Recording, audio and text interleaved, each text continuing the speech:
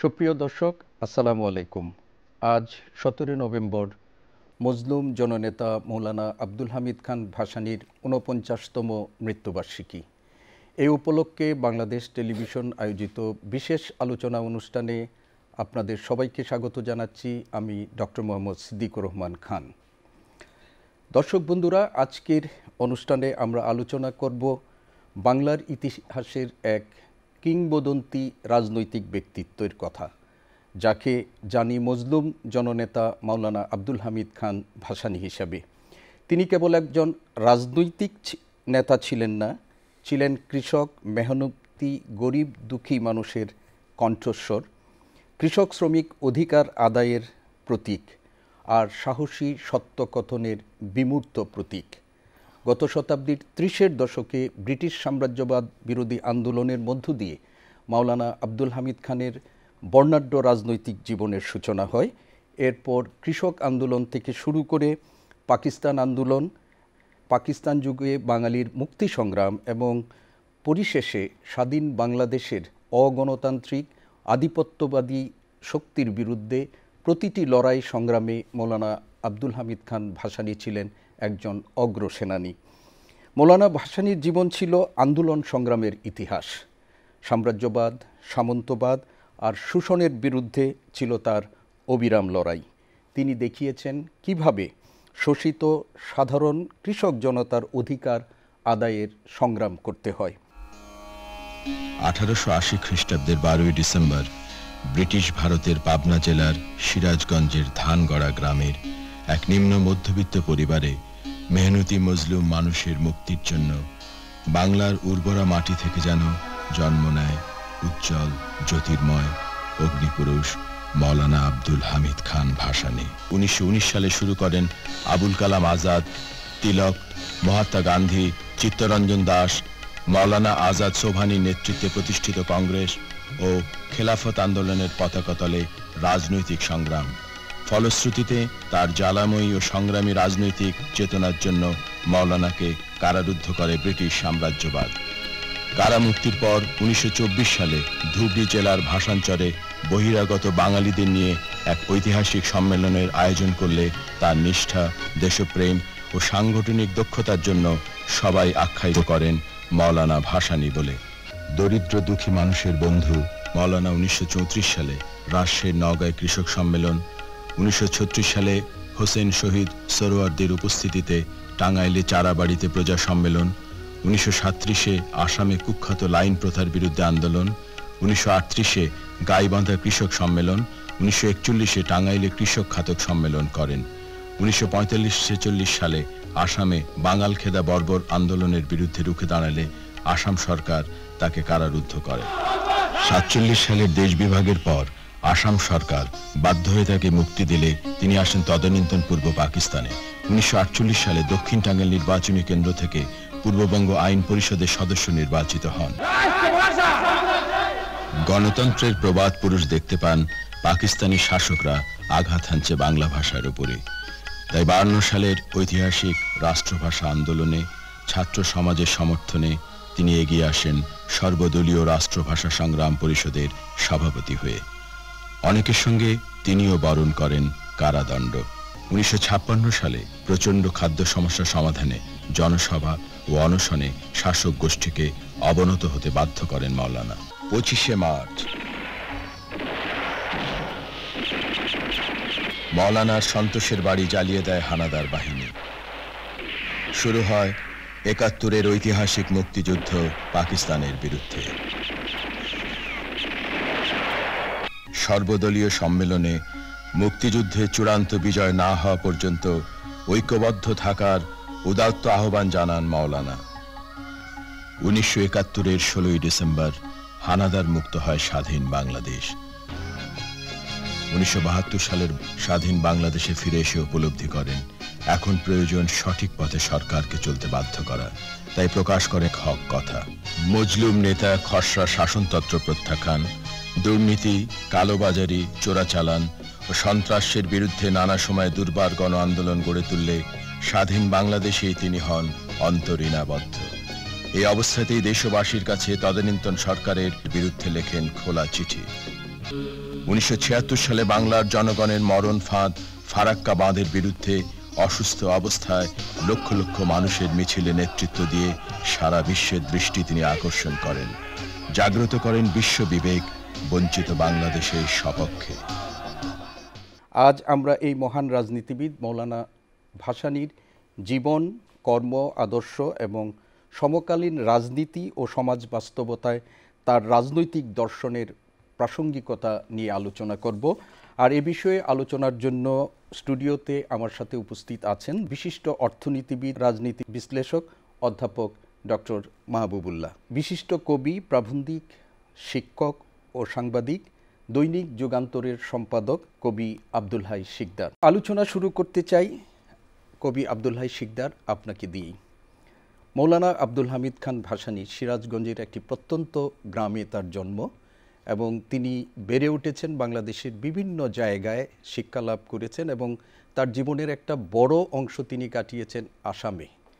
এবং এই মৌলানা আব্দুল হামিদ খান ভাসানীর তার যে শৈশব এবং তার যে প্রারম্ভিক জীবন, এই প্রারম্ভিক জীবনের প্রাপ্ত শিক্ষা এবং অভিজ্ঞতা তাকে একজন রাজনীতিক হয়ে ওঠা, একজন শোষিত গণমানুষের নেতা হয়ে ওঠা কিভাবে প্রভাবিত করেছিল।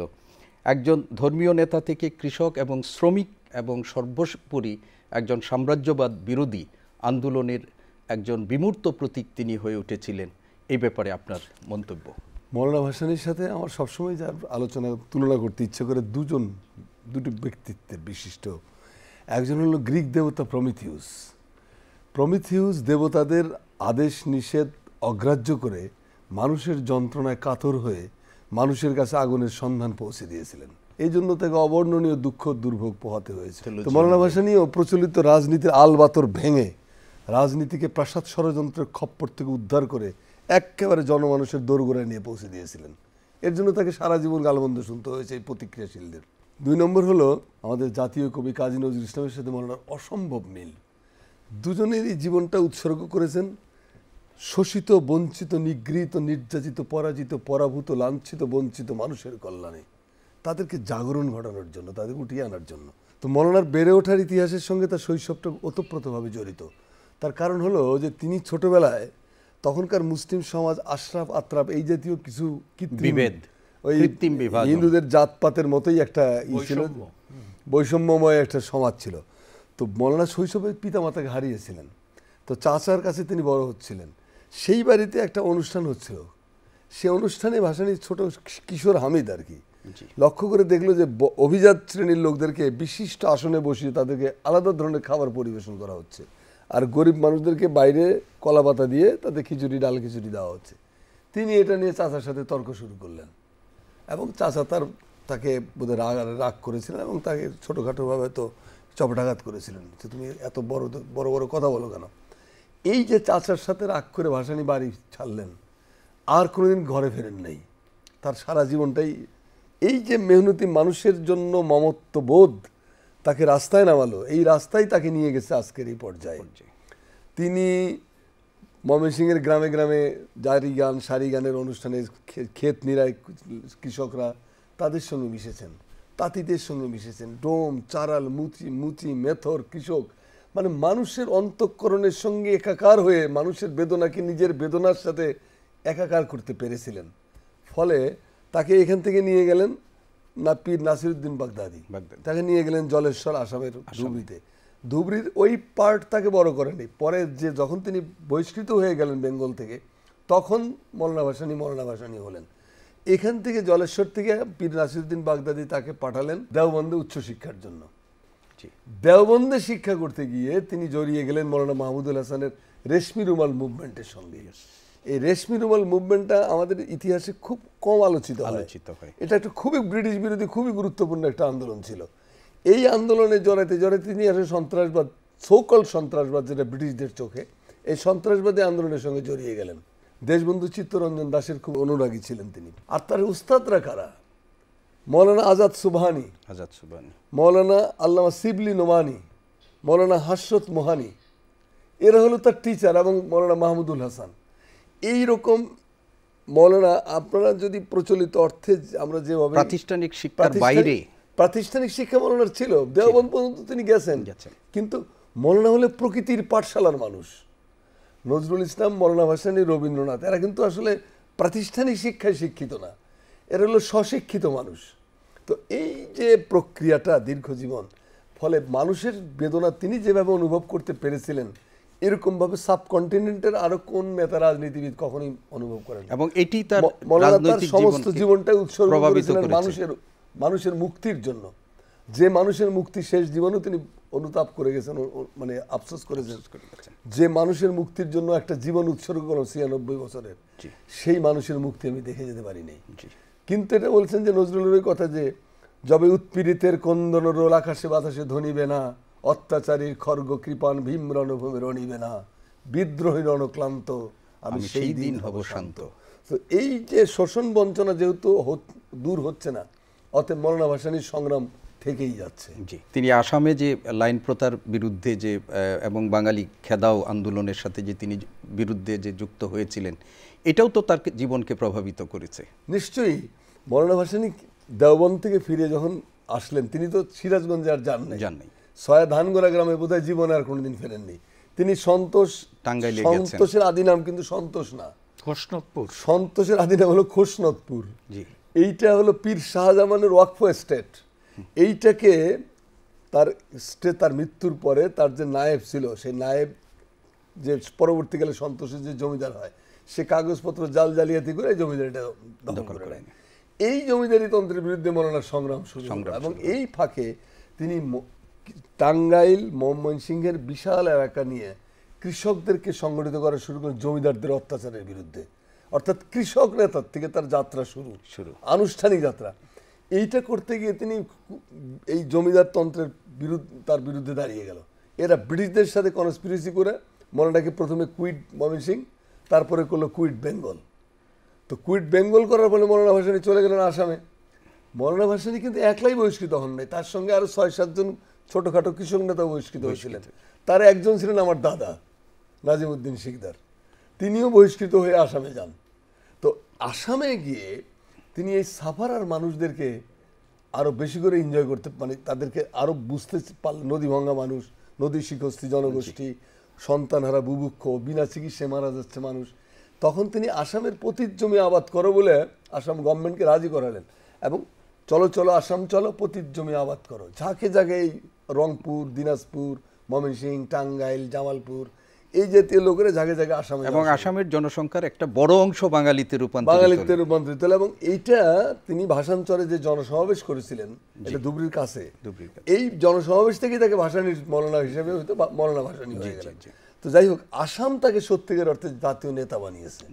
এবং বাঙাল খেদা আন্দোলন হলো কখন, যখন এই বাঙালিরা ওখানে প্রভাব প্রতিপত্তি অর্জন করলেন, তখন আসাম গভর্নমেন্ট দেখলো যে আমাদের ওই যে ব্যালেন্স নষ্ট হচ্ছে। সব তিনি আসাম মুসলিম লীগেরও তো তিনি দায়িত্বপ্রাপ্ত হয়েছিলেন এবং প্রেসিডেন্ট হয়েছিলেন, এবং সেখানকার মুখ্যমন্ত্রীর সাথে তার এই নিয়ে বিরোধ ছিল, কারণ মুখ্যমন্ত্রী মৌলানা ভাসানীর কথা মানতে চাচ্ছিলেন। মুখ্যমন্ত্রী ছিলেন অ্যাসামিজ ভাষী, আসামি, আর ভাসানী ছিলেন এই নির্যাতিত বাঙালিদের পক্ষের মানুষ। এই পর্যায়ে আমি যেতে চাই আমাদের আজকের আরেকজন বিশিষ্ট আলোচক, এবং স্যারের কাছে আমার জানার বিষয় হচ্ছে যে আমরা জানি যে গত শতাব্দীর 40-এর দশকে ব্রিটিশ সাম্রাজ্যবাদী শাসনের শেষ দিকে আমাদের উপমহাদেশের রাজনীতির যে একটা গুরুত্বপূর্ণ কালপর্ব, সেই কালপর্বে মৌলানা ভাসানীর একটা গুরুত্বপূর্ণ ভূমিকা ছিল। বিশেষ করে তিনি যে পাকিস্তান আন্দোলনের সাথেও যুক্ত হয়েছিলেন, তিনি কিভাবে একটা সাম্রাজ্যবাদ বিরোধিতা ও স্বাধীনতা সংগ্রামকে একসূত্রে বেঁধেছিলেন। এই যে মৌলানা ভাসানীর শৈশবে তার বাড়িতে যে জিয়াফত অনুষ্ঠান হয়েছিল, সেখানে যারা অভিজাত তাদের জন্য বিশেষ ব্যবস্থা, যারা গরিব মানুষ, নিম্নবর্গের মানুষ, তাদেরকে তাচ্ছিল্য ভরে কলা পাতায় খেতে দেওয়া, এটার প্রতিবাদ তিনি করেছেন। এর সঙ্গে আরেকজন মহান মানুষের জীবনের কিছুটা মিল পাওয়া যায়, সেটা হচ্ছে মাও সেতুং। মাও সেতুং ছোটোবেলায় তিনি মোটামুটি অবস্থাপন্ন কৃষকের সন্তান ছিলেন, কিন্তু কৃষক, এবং তাকে মাঠে কাজ করতে হতো, তার পিতার সঙ্গে বা আলাদাভাবেও কাজ করতে হতো।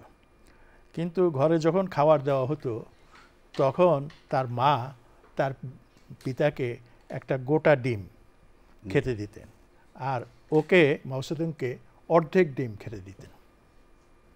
মাও সেতুং এই বৈষম্যের প্রতিবাদ করলেন, যদিও সেটা তার পিতাকে কেন্দ্র করে, এবং এই বৈষম্যের বিরুদ্ধে যে বক্তব্য সেটা দিয়েই পরবর্তীকালে আজীবন তিনি বৈষম্যের বিরুদ্ধে সাম্যের জন্য লড়াই করেছেন। স্যার, মৌলানা আব্দুল হামিদ খান ভাসানী তো মাও সেতুংয়ের একজন পরম বন্ধু ছিলেন। হ্যাঁ, মৌলানা ভাসানী এই যে সাম্যের শিক্ষা, সাম্রাজ্যবাদের বিরুদ্ধে শিক্ষা, আমি তার বহু জনসভায় ছিলাম, একই মঞ্চে বক্তৃতাও করেছি, কিন্তু তিনি প্রায় কয়েকজন মৌলানার নাম উল্লেখ করলেন, যাদের নাম আবদুল্লাহ সিকদার সাহেব উল্লেখ করেছেন, এবং তিনি বিশেষ সম্মানের সঙ্গে মৌলানা হসরত মোহানির নাম উল্লেখ করতেন, মৌলানা ওবায়দুল্লাহ সিন্ধির নাম উচ্চারণ করতেন।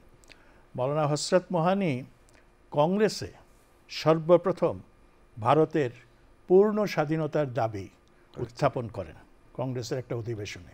তিনি কংগ্রেসের সভাপতিও ছিলেন কিছুদিন, এবং মূল নেতা কংগ্রেসের গান্ধী এরা যখন কেবল স্বরাজ করছে এবং স্বাধীনতার প্রশ্নটাকে আড়াল করে রাখছে, তখন মৌলানা হসরত মোহানি স্বাধীনতার ডাক দিয়েছিলেন, এবং তারই শিষ্য বা তারই প্রেরণায় অনুপ্রাণিত মৌলানা ভাসানী একজন যে সাম্রাজ্যবাদ বিরোধী নেতা হবেন, একজন যে স্বাধীন চেতার নেতা হবেন, এবং একজন যে মেহনতি মানুষের নেতা হবেন, এই ব্যাপারে কোনো সন্দেহ নেই। মৌলানা হসরত মোহানি ভালো কবি ছিলেন। জি স্যার। এবং শুধু তাই না, তিনি মূলত ভারতের কমিউনিস্ট পার্টির সঙ্গে যুক্ত ছিলেন। 1940-এর দশকে তিনি পাকিস্তান আন্দোলনের সঙ্গে যুক্ত হয়ে যান, এবং একই সঙ্গে তিনি আসামে আপনার এই যে তৎকালীন পূর্ববঙ্গ থেকে যেই সব কৃষকরা, গরিবরা সেখানে গিয়ে বসতি করেছিল, আবাদ করেছিল, তাদের নেতা হয়ে ওঠেন। তার একটা বড় অবদান হচ্ছে সেই সময় সিলেট আসাম প্রদেশের অংশ, এবং রেড ক্লিফের যে পরিকল্পনা, সেই পরিকল্পনা অনুযায়ী আসাম কিন্তু ভারতের মধ্যে পড়ে যায়। সেই আসামেরই একটা বড় জেলা হচ্ছে সিলেট, এবং এই সিলেট জেলা যাতে পাকিস্তানে আসে সেই জন্য শেষ পর্যন্ত ব্রিটিশ সরকার একটা গণভোটের আয়োজন করে। অর্থাৎ সিলেটবাসীরা পাকিস্তানের পক্ষে থাকবে না পাকিস্তানের বিরুদ্ধে যাবে, উনি ভারতে যোগদান করবে।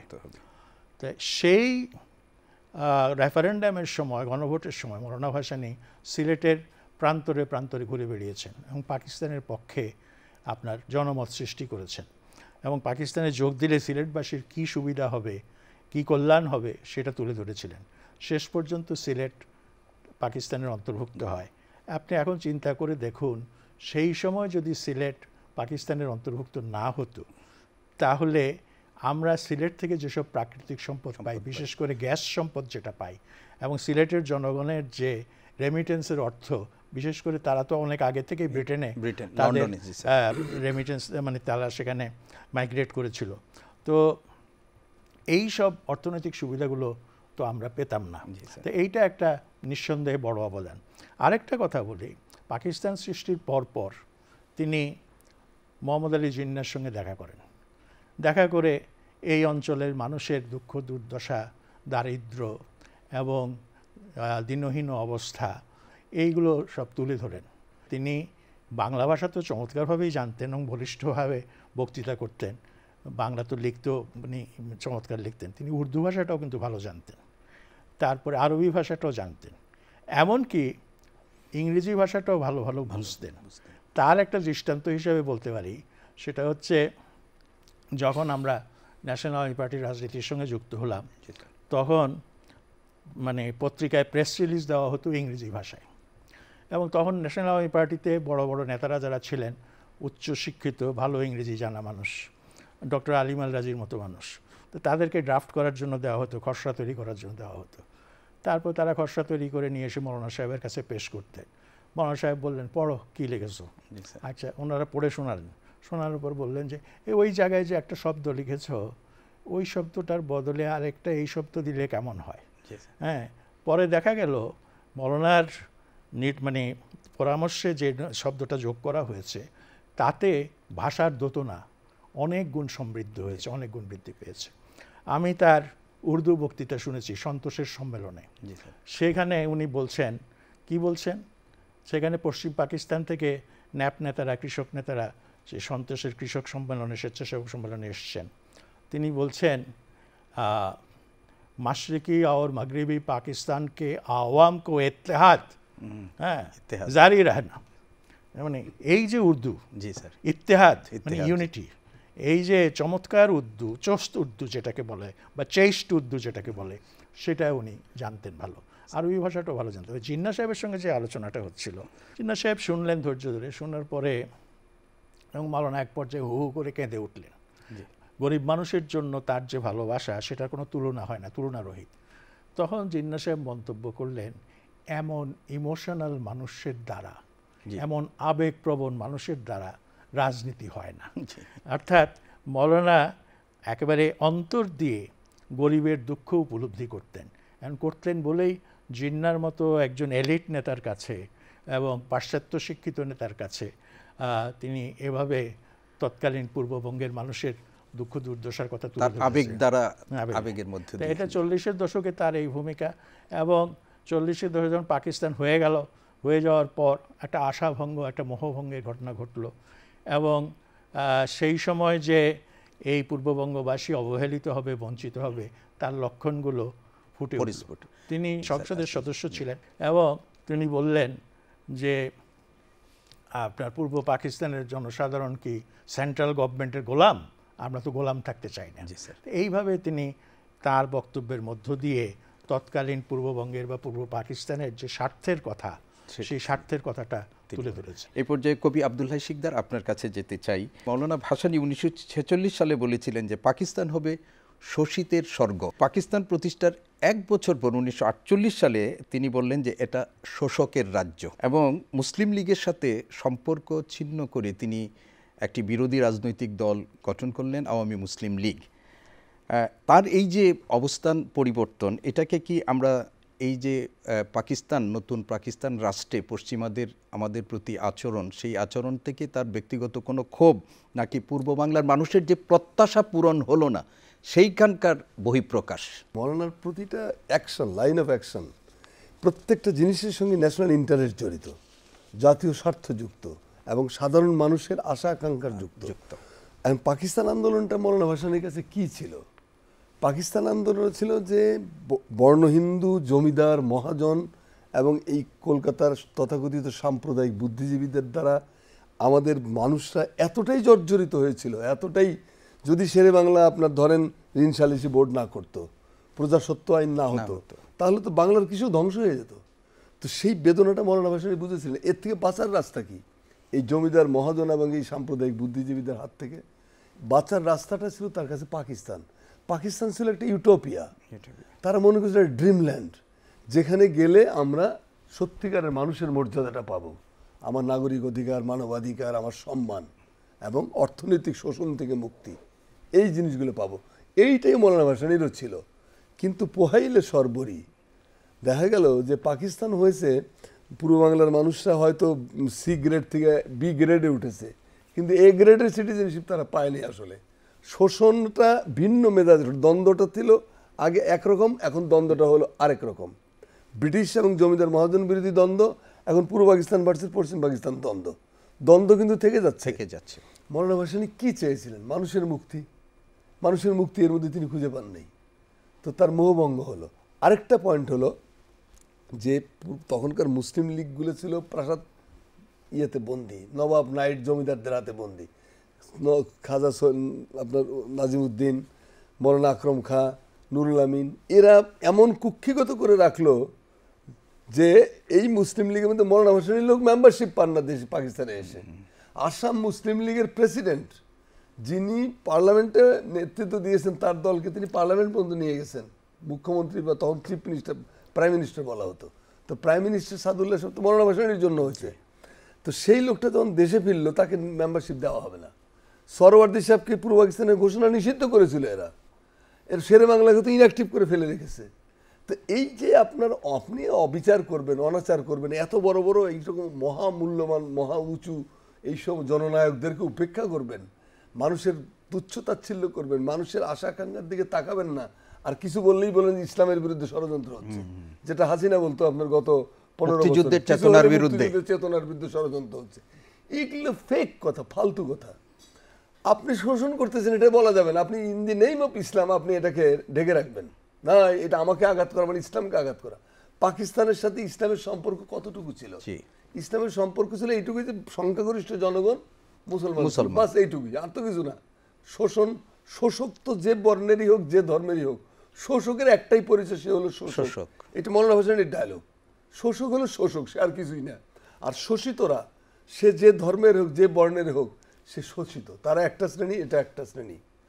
তো এই জিনিসগুলো মৌলানা ভাসানীকে আহত করেছিল, ক্রুদ্ধ করেছিল। তিনি দেখতে পেয়েছিলেন যে আসলে তো মানুষের মুক্তি হলো না। পাকিস্তানে আমরা আসলাম, আর পাকিস্তানে আরেকটা ষড়যন্ত্রের ফ্যাক্টরিতে পরিণত হয়েছে। স্বাভাবিক কারণে তিনি আওয়ামী মুসলিম লীগের জন্ম দিতে গেলেন। ভাষা আন্দোলনে মৌলানা ভাসানী ছাড়া আমাদের রাজনীতিবিদ নেতাদের মধ্যে আর একজন নেতার নাম বলেন যিনি ভাষা আন্দোলনকে সমর্থন করেছিলেন? একমাত্র মৌলানা ভাসানী 52 ভাষা আন্দোলনের নেতৃত্ব দিয়েছেন এবং হত্যাকাণ্ডের উনি তীব্র নিন্দা করেছেন। প্রথম জানাজার ইমামতি করেছেন শহীদ মিনারের প্রথম জানাজায়। তারপরে তিনি আপনি দেখেন যে সর্বদলীয় যে রাষ্ট্রভাষা সংগ্রাম পরিষদ, সেই সংগ্রাম পরিষদের কনভেনর ছিলেন মৌলানা ভাসানী। তো এগুলো আমাদের বুঝতে হবে যে এগুলো কি। এবং বার কাউন্সিলের যে সভাটি হয়েছিল সেখানে তিনি সভাপতিত্ব করেছিলেন। এখন দেখেন তিনি কি করছেন সবসময়, দেখেন তিনি কিন্তু প্রো পিপল, সবসময় মানুষের আকাঙ্ক্ষার সঙ্গে আছেন। শাসকদের দালালি করা, শাসকদের তোষামতকারী হওয়া, এগুলোতে তিনি যান নাই। সঙ্গত কারণে পাকিস্তানের প্রতি তার বীতশ্রদ্ধা তো জন্মতেই পারে, কারণ পাকিস্তান তো গণতান্ত্রিক কাঠামোতে দাঁড়াতেই দিল না।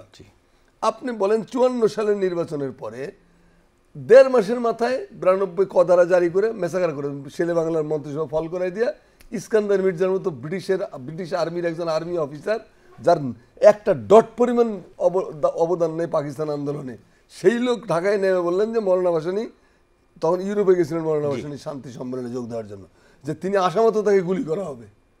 এই পাকিস্তানকে আমরা চেয়েছিলাম। আপনি আমার মায়ের ভাষার অধিকার কেড়ে নেবেন, আপনি আমার পার্লামেন্ট ভেঙে দেবেন, আপনি আমার মেম্বারশিপ দেবেন না, আপনি মুসলিম লীগে ঢুকতে দেবেন না।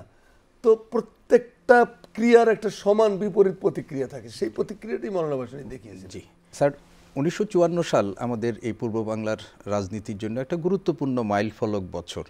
মুসলিম লীগের ক্ষমতাসীন রাজনৈতিক দল মুসলিম লীগের বিরুদ্ধে এবছর যে প্রাদেশিক নির্বাচনে মৌলানা আব্দুল হামিদ খান ভাসানী, হোসেন শহীদ সোহরাওয়ার্দীর নেতৃত্বে যে যুক্তফ্রন্ট গঠিত হলো, এবং এই যুক্তফ্রন্ট নির্বাচনের পর এই অঞ্চলের রাজনীতি একটা নতুন গতিপথ পেল, এবং 1971-এর মহান মুক্তিযুদ্ধ পর্যন্ত আমাদের এই যে গুরুত্বপূর্ণ রাজনৈতিক কাল পর্বটা আছে, এবং সেই পর্বে আপনি একজন ছাত্রনেতা হিসাবে এবং রাজনীতির মাঠে প্রত্যক্ষ একজন সৈনিক হিসাবে আপনি অংশগ্রহণ করেছেন। আপনি এই সময়টায় আমাদের মৌলানা আব্দুল হামিদ খান ভাসানীকে যে আমাদের রাজনীতির মাঠে তার যে অবস্থান দেখেছেন, এবং একই সাথে আমি একটা সম্পূরক প্রশ্ন স্যার রাখতে চাই, সেটা হলো যে 1969 সালে তিনি বলেছেন আমি স্বাধীন বাংলাদেশ চাই। এর আগে পাকিস্তানকে আসসালামু আলাইকুম বলেছেন তিনি একাধিকবার।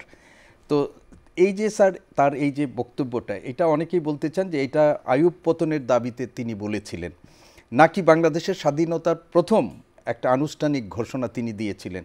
আর এই ঘোষণা কি আওয়ামী লীগের নীতির সাথে দ্বন্দ্ব তৈরি করেছিল, যেটা পরবর্তীতে আমরা আওয়ামী লীগের রাজনীতিতে বা আওয়ামী লীগের রাজনৈতিক দর্শনের মধ্যে মৌলানা আব্দুল হামিদ খান ভাসানীর উপেক্ষার যে একটা অবস্থান দেখতে পাই, সেটা স্যার আপনার এই ব্যাপারে? 54 সালে যে যুক্তফ্রন্ট গঠিত হয়েছিল, সেই যুক্তফ্রন্টকে তৎকালীন আওয়ামী মুসলিম লীগকে এবং যুক্তফ্রন্টের অন্যান্য শরিক দল কৃষক শ্রমিক পার্টি এবং আরও ছিল নেজামে ইসলাম পার্টি, গণতন্ত্রীরা আর কমিউনিস্ট পার্টি সমর্থন দিয়েছিল। তো এটাকে সত্যিকার অর্থে কৃষক শ্রমিক মেহনতি মানুষ জনগণের দোরগোড়ায় পৌঁছে দেওয়া, এই কাজটা মৌলানা ভাসানী যেই ভাষায় কথা বলতেন, জনগণের ভাষায় কথা বলা, সেই জনগণের ভাষায় তিনি কথা বলছেন বলেই তিনি সেখানে মানুষের কাছে পৌঁছে দিতে পেরেছিলেন। রবীন্দ্রনাথের একটা কবিতা আছে, মাটিতে পাতিয়া কান, শুনেছি শুনেছি কি কহে মাটির প্রাণ। এই কথাটা যদি কারো ক্ষেত্রে সত্য হয়, মাটির প্রাণ কি কথা বলে, সেটা মৌলানা ভাসানীকে দেখলে সেটা বোঝা যায়। এবং মৌলানা ভাসানী শুধু এই সময়কার গণতান্ত্রিক আন্দোলনটাই করেননি, পাকিস্তান কেন্দ্রীয় সরকারের বিরুদ্ধে আন্দোলন করেননি, তিনি কিন্তু এ দেশের ইতিহাসে একটা বিশাল মাইলফলক সৃষ্টি করেছিলেন। সেটা হচ্ছে 1956 সালে কৃষক সমিতি গঠন করে, যেই কাজটা, যে দায়িত্বটা ছিল কমিউনিস্টদের, যারা কৃষক শ্রমিকের কথা বলে, তারা কিন্তু এ কাজে সেইভাবে এগিয়ে আসে নাই। এমনকি তারা অনেকে মৌলানা সাহেবের এই পদক্ষেপকে বিরোধিতা করেছেন এই অজুহাত কিন্তু তাদের পরবর্তীকালেও বজায় ছিল। সেটা হচ্ছে জাতীয় আন্দোলনকে, গণতান্ত্রিক আন্দোলনকে বিভাজিত করা হবে, দুর্বল করা হবে। অর্থাৎ বুর্জোয়ারা যে আন্দোলন করছে সেখানে যদি কৃষকদেরকে নিয়ে আসা হয় তাহলে সেখানে একটা ব্যবচ্ছেদ ঘটবে। সেইখানে মৌলানা ভাসানী কৃষক সমিতির প্রথম সম্মেলনে যে ভাষণ দিয়েছিলেন, সেই ভাষণ একটা দুর্লভ পুস্তিকা। তিনি তার লিখিত বক্তব্যে বলছেন, কৃষকদেরকে উদ্বুদ্ধ হওয়ার জন্য বলছেন, আমাদের নবী পয়গম্বররা সবাই ছিলেন গরিব মানুষের নেতা। গরিব মুসলমান কৃষক যে ভাষায় বললে সে উপলব্ধি করতে পারে এবং তার প্রাণে সাড়া জাগাবে, সেই ভাষাতেই তিনি বক্তব্য পেশ করতেন। অনেক সময় মৌলানা ভাসানীকে ভুল ব্যাখ্যা করা হয়, বলা হয় তিনি ধর্মীয় নেতা, তিনি মৌলানা, তিনি হুজুর, তিনি কী বা বোঝেন, আধুনিকতার কী বোঝেন। তার চাইতে কিন্তু আধুনিক মানুষ খুব কমই ছিল, এটা আমার দৃষ্টিতে, আমি তাকে যা দেখেছি। এবং তিনি কখনো এই যে প্রায় সারা জীবন তিনি কমিউনিস্টদেরকে বন্ধু বলে নিজের বুকে টেনে নিয়েছেন, এটা তো এই দেশের আর কোনো নেতা এই কাজটা করে নাই। বরং কমিউনিস্টরা শেষ পর্যন্ত তাকে ভুল বুঝে তাকে পরিত্যাগ করে, যে মহা ভুল করেছিল, ক্ষতি করেছিল, এই ব্যাপারে কোনো সন্দেহ নাই। তো পাকিস্তান আমলে আপনি যেটা বললেন যে মৌলানা ভাসানী আওয়ামী মুসলিম লীগের যে কর্মসূচি ছিল তার সঙ্গে আবার যুক্তফ্রন্টের 21 দফারও একটা সাযুজ্য ছিল, মিল ছিল। এই সবগুলো মিলে যে আন্দোলন গড়ে উঠেছিল সেখানে একটা বড় বিষয় ছিল স্বাধীন নিরপেক্ষ পররাষ্ট্রনীতি। আরেকটা বিষয় ছিল, সেটা হচ্ছে সমস্ত পাকিস্তানের সমস্ত প্রদেশগুলোর জন্য পূর্ণ আঞ্চলিক স্বায়ত্তশাসন। তো 57 সালে যখন হোসেন শহীদ সোহরাওয়ার্দী, উনি তখন আওয়ামী লীগেরও নেতা, উনি যখন পাকিস্তানের প্রধানমন্ত্রী হয়ে গেলেন রিপাবলিকান পার্টির সমর্থনে, তখন আওয়ামী লীগের কেন্দ্রে মাত্র 12 জন সদস্য ছিল, কিন্তু মেজরিটি হচ্ছে পশ্চিম পাকিস্তানি, তাদের সব। সোহরাওয়ার্দী সাহেব তখন এই যে 57 সালে মৌলানা সাহেব কাকবাড়িতে পূর্ব পাকিস্তান কৃষ্টি সম্মেলন করলেন। এই সম্মেলনে তিনি আবারও স্বায়ত্তশাসনের কথা বললেন এবং পাকিস্তানকে আসসালামু আলাইকুম বললেন, এবং তিনি স্বাধীন নিরপেক্ষ পররাষ্ট্রনীতির কথা বললেন। 69-এর আন্দোলন মৌলানা ভাসানীর যে বিরাট ভূমিকা, আপনার 69-এর ছাত্র আন্দোলনটা হয়েছিল কিন্তু জানুয়ারি মাস থেকে, কিন্তু মৌলানা ভাসানী ডিসেম্বরেই কিন্তু অভ্যুত্থানের মানে চেতনা তৈরি করে দিয়েছেন। সেটা হচ্ছে ঢাকা শহরে 7 তারিখ 6 তারিখ যে হরতাল হলো, এবং সেই হরতাল কি আপনার শ্রমিকদের উপর অত্যাচারের বিরুদ্ধে হরতাল। অনেকে ভেবেছিল, তার দলের নেতারা অনেকে ভেবেছিলেন যে হঠাৎ করে কোনো প্রস্তুতি ছাড়া, কোনো রকম প্রচার ছাড়া একটা হরতাল ডাকলেই কি হরতাল হয়ে যাবে, কিন্তু বাস্তবে দেখা গেল ঢাকাতে পূর্ণ হরতাল হয়েছে এবং 2 জন আব্দুল মজিদ এবং আবু নামে 2 জন শহীদ হয়েছে। তো এরপরে সবার ভুল ভাঙলো যে না, people are now prepared for a big massive movement, political movement. মানুষ প্রস্তুত, এবং মানুষের মনের কথা যে তিনিই একমাত্র সেদিন উপলব্ধি করতে পেরেছিলেন। তার ফলে যেটা হয়েছে, পরবর্তীকালে ছাত্রদের 11 দফা ভিত্তিক যে আন্দোলন, সেই আন্দোলনের একটা মাঠ তিনি তৈরি করে দিলেন। মৌলানা সাহেবের বিশাল বলিষ্ঠ ভূমিকা, এটা অস্বীকার করা যাবে না। আমি কবি আব্দুল্লাহ শিকদার আপনার কাছে আবার আসতে চাই যে স্বাধীনতা উত্তর বাংলাদেশে 1972 সালে তিনি দেশে যখন ফিরে আসলেন, মৌলানা ভাসানী দেশে ফিরে এসেই তিনি বাংলাদেশ থেকে ভারতের সৈন্য প্রত্যাহারের তিনি দাবি তুলেছিলেন। হক কথা নামে তিনি একটা পত্রিকা প্রকাশ করেছিলেন, এবং সেই পত্রিকায় মুজিব আমলের যে অনাচার, রাজনৈতিক অনাচার, অগণতান্ত্রিক ব্যবস্থাপনা, সেইগুলোর বিরুদ্ধে তিনি সোচ্চার হয়েছিলেন। তিনি বাকশালের বিরুদ্ধে গণতন্ত্রের কবর রচনা বলে তিনি এটাকে অভিহিত করেছিলেন। তো স্বাধীন বাংলাদেশে মৌলানা ভাসানীর এই যে তার মৃত্যুর পূর্ব পর্যন্ত সময়টায় যে লড়াই, এটাকে যদি আপনি একটু সংক্ষেপে আমাদের। মৌলানা ভাসানীকে ইন্ডিয়া তাকে বাংলাদেশের সীমান্ত দিয়ে পাস করলো 27শে জানুয়ারি, হালুয়াঘাট সীমান্ত দিয়ে। খুবই একটা লোক তাকে রিসিভ করার জন্য ছিল না। দেশের জাতির স্বাধীনতার প্রথম স্বপ্নিক, আপনার এই জাতিরাষ্ট্রের অন্যতম প্রধান স্থপতি, আমাদের জাতীয় ইতিহাসের সবচেয়ে প্রভাব বিস্তারকারী নেতাদের একজন, সেই মানুষটাই নীরবে নিঃশব্দে আপনার সন্তোষে এসে থাকতে হলো, কেউ তাকে খোঁজও নেয়নি। ভাসানীর মতো বিচক্ষণ, ভাসানীর মতো দূরদৃষ্টি সম্পন্ন, ভাসানীর মতো বিশাল অভিজ্ঞতার ভাণ্ডার সমৃদ্ধ মানুষের পক্ষে বুঝতে কোনো অসুবিধা হয়নি যে দেশটা কি হচ্ছে। গাফফার চৌধুরী লন্ডনে আমাকে বলেছিলেন, হুজুর ইয়েকে বলেছিলেন, মুজিব ভাইকে বলেছিলেন যে তুমি এটা করো না, তুমি জাতীয় সরকার করো, সবাইকে নিয়ে দেশটা রক্ষা পাবে। তুমি এই আওয়ামী লীগ দিয়া, এই আওয়ামী লীগের তোমার চোট ছাড়চোট দিয়ে কোনো কাজ করতে পারবে না। তো গাফার সাহেব বলছেন যে আমি যাই করি না কেন, কিন্তু এটা বিশ্বাস করি সেদিন যদি হুজুরের কথা খালি মুজিব শুনতো, শেখ মুজিব, তাহলে বাংলাদেশের ইতিহাস অন্যভাবে লেখা হতো। তো এগুলো শোনেন। তারপরে তো লুটপাট শুরু হয়ে গেল 1972 সাল থেকে 75 সালের মধ্যে 27,000 মানুষ হত্যা হয়েছে আওয়ামী লীগের রক্ষী বাহিনী, আওয়ামী লীগের লাল বাহিনী, নীল বাহিনী, একটা হত্যাকাণ্ডের কোনো তদন্ত হয়নি। তারপরে আপনার লুটপাটে বাংলাদেশের এমন লুটপাট হলো যে 10 লক্ষ মানুষ না খেয়ে মারা গেছে, এর মধ্যে 15 লাখের কথা বলা হয়। এর মধ্যে আমার যে জেলা কুড়িগ্রাম, কুড়িগ্রামে 5 লক্ষের উপরে লোক মারা গেছে, এগুলো অনাহারে, রাস্তাঘাটে লাশ পড়ে থাকতো। তারপরে আপনার সমস্ত দল মত পত্রিকা বন্ধ করে দিল, রাজনৈতিক দল বন্ধ করে দিল, সব শেষ। হক কথাও তো নিষিদ্ধ করা হয়েছিল। হক কথা নিষিদ্ধ খালি না, হক কথার প্রেস যে শান্তি প্রেসে ছাপা হতো, এই প্রেসটা ঘুরিয়ে দিয়েছে। হক কথা সম্পাদককে চোর ছাচ্চরের মতো কোমরে দড়ি বেঁধে জেলে ঢুকিয়েছে, হক কথা ব্যান্ড করে দিয়েছে। তো এই যে পরিস্থিতি, সেই পরিস্থিতিতে মৌলানা ভাসানীর যে অভিজ্ঞতা, 1 নম্বর হলো যে 47 সালে তার একবার স্বপ্নভঙ্গ হয়েছিল, 72 সালেও তার স্বপ্নভঙ্গ হলো, এবং স্বপ্নভঙ্গ হওয়ার পরে তিনি বাংলাদেশের শত্রু চিহ্নিতকরণের প্রক্রিয়াটা তুলে ধরলেন সামনে। এবার যে তোমাকে যদি সাস্টেইন করতে হয়, তোমাদেরকে যদি টিকে থাকতে হয়, তাহলে এই আধিপত্যবাদের এই তাবেদার শক্তিকে উৎখাত করতে হবে, জালেমদেরকে উৎখাত করতে হবে। আর ফারাক্কা লং মার্চ, জি, আমাদের জাতীয় ইতিহাসে এইরকম অবিস্মরণীয় ঘটনা আপনি 10টাও খুঁজে পাবেন না। একটা ঘটনা দিয়ে তিনি পুরো জাতীয় রাজনীতি, পুরো প্রক্রিয়া, বাংলাদেশের টিকে থাকার রাস্তা এবং এভরিথিং আপনি দর্শক প্রদর্শন করিয়ে দিলেন। এই যে প্রদর্শন করিয়ে দিলেন, সেই প্রদর্শিত পথেই কিন্তু আমরা যে বাংলাদেশে এখনো বাস করতেছি, টিকে আছি, সেই পথেই কিন্তু আমরা টিকে আছি। আসলে যতবার আমরা তোষামদের পথে গেছি, দালালির পথে গেছি, ততবার বাংলাদেশ এই 15 বছরের যে অবস্থা ছিল ওইটা হয়। আর যতবার আমরা মোকাবেলার পথে গেছি, ততবার জিয়াউর রহমানের মতো শাসনামল আমরা উপহার পাই। এইটার পার্থক্যগুলো আমাদের অনুধাবন করতে হবে। এবং এই পার্থক্য, এই যে প্রক্রিয়াকরণ, চিহ্নিতকরণ, শত্রু মিত্র চিহ্নিতকরণ, এই সব কিছু মৌলানা ভাসানীর হাত দিয়ে সম্পাদিত হয়েছে। আর একই সঙ্গে মৌলানা ভাসানী বাঁচার রাস্তাগুলো বাতলে দিয়েছিলেন যে কিভাবে আমাদের বাঁচতে হবে। কাজেই আমি মনে করি যে মৌলানা ভাসানীর রাস্তায় তখনও সঠিক ছিল, এখনো সঠিক, এবং এখনো এটা খুবই প্রাসঙ্গিক, খুবই প্রাসঙ্গিক। আমি আমাদের আলোচনার একেবারেই শেষ পর্যায়ে আমরা স্যারকে দিয়ে আজকের আলোচনা শেষ করব।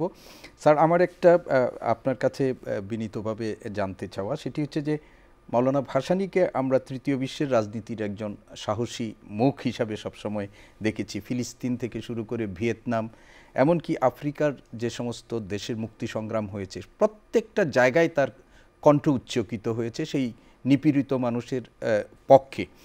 তো আন্তর্জাতিক রাজনীতিতে মৌলানা ভাসানীর যে এই অবস্থান, স্যার, এই অবস্থানটাকে কিভাবে আপনি দেখবেন?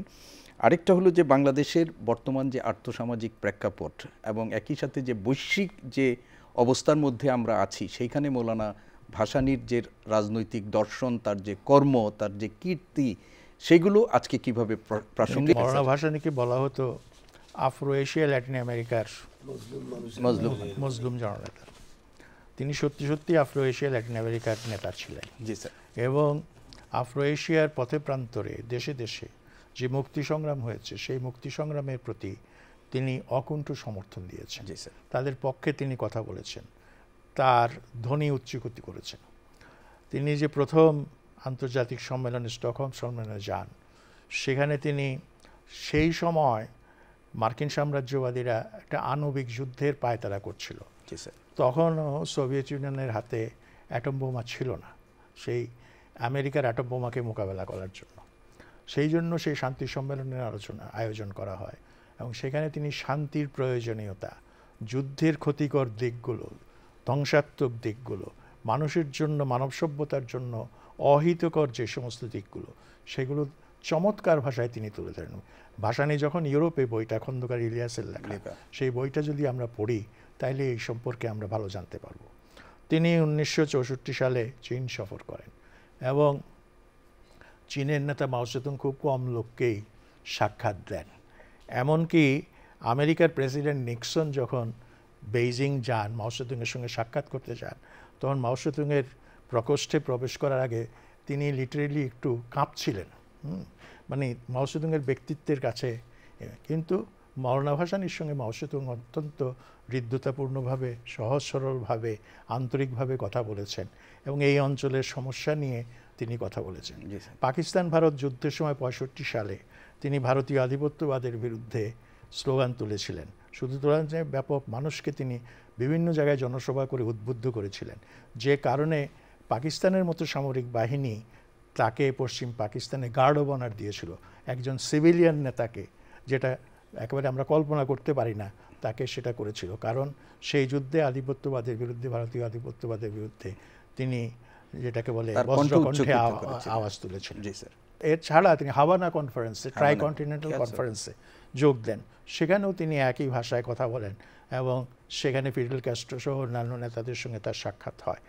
তো মওলানা ভাসানী আন্তর্জাতিকভাবে পরিচিত একজন নেতা।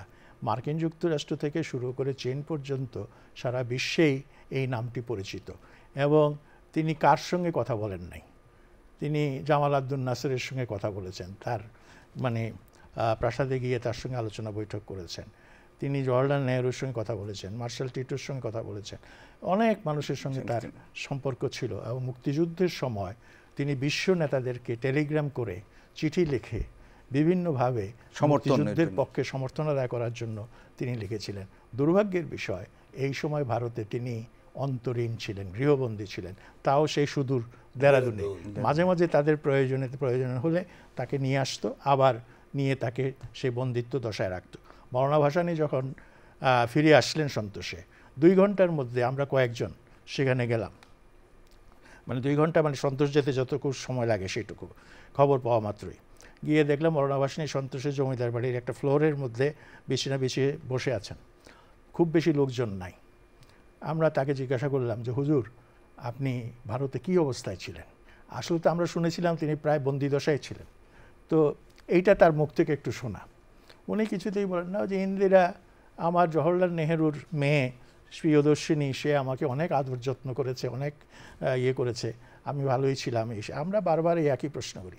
শেষ পর্যন্ত উনি বললেন যে এই ছেলে পেলে নাচরবন্দা, এরা তো আমার কাছ থেকে কথা বের করবে। তো সুতরাং শেষে বললেন, আরে তোমরা বোঝো না, আমি তো অন্যপন্থী, তারা আমাকে এত স্বাধীনতা দিবে কেন? হ্যাঁ, অথচ মুক্তিযুদ্ধে তিনি যদি মুক্ত থাকতেন তাহলে হয়তো আমাদের মুক্তিযুদ্ধের আউটকামটা, ফলাফলটা একটু ভিন্ন হতে পারত। এবং ভারতীয় আধিপত্যবাদ তাদের 7 দফা গোপন চুক্তি আমাদের উপর যেভাবে চাপিয়ে দিয়েছে, এটা চাপানো হয়তো সম্ভব হতো না। আপনাদের দুজনের যে আলোচনার মধ্য দিয়ে আমরা যা জানতে পারলাম, আমাদের তরুণ প্রজন্ম যেটি জানতে পারলো, আমার মনে হয় যে আজকের এই বাস্তবতায়, বাংলাদেশের বাস্তবতায় মওলানা আব্দুল হামিদ খান ভাসানীর যে রাজনৈতিক দর্শন, তার মানবতার জন্য তার যে আবেগ এবং তার যে কর্মকাণ্ড, সেগুলো বোধহয় আজকে আমাদের এই শুধু বাংলাদেশ না, বৈশ্বিক পরিমণ্ডলে আমরা যে একটা অস্থির পৃথিবীতে বসবাস করছি, সেটার বোধহয় প্রয়োজনীয়তা স্যার বিশেষভাবেই আছে এখনও। স্যার, মওলানা ভাসানী শুধু একজন রাজনীতিক নন, তিনি একটি চেতনার নাম। তিনি এদেশের মানুষের হৃদয়ের স্পন্দন। মজলুমের পক্ষে, শোষকের বিরুদ্ধে আজীবন লড়াই সংগ্রাম করা মওলানার ভাসানীর জীবন আমাদের শেখায়, ক্ষমতার মসনদ নয়, জনগণের পাশে দাঁড়ানোই রাজনীতির প্রকৃত লক্ষ্য। আজ যখন অর্থনৈতিক অসাম্য আর সামাজিক অবিচার দেখি, তখন ভাসানীর দর্শন আরও বেশি প্রাসঙ্গিক হয়ে ওঠে। তিনি শুধু ইতিহাসের পাতায় নন, তিনি আমাদের বিবেকের কণ্ঠস্বর হয়ে বেঁচে থাকুন, এই প্রত্যাশা রাখি। তাকে আবারও গভীর শ্রদ্ধার সাথে স্মরণ করে আজকের এই বিশেষ আলোচনা অনুষ্ঠান এখানেই শেষ করছি। সবাই ভালো থাকুন, সুস্থ থাকুন, বাংলাদেশ টেলিভিশনের সাথে থাকুন।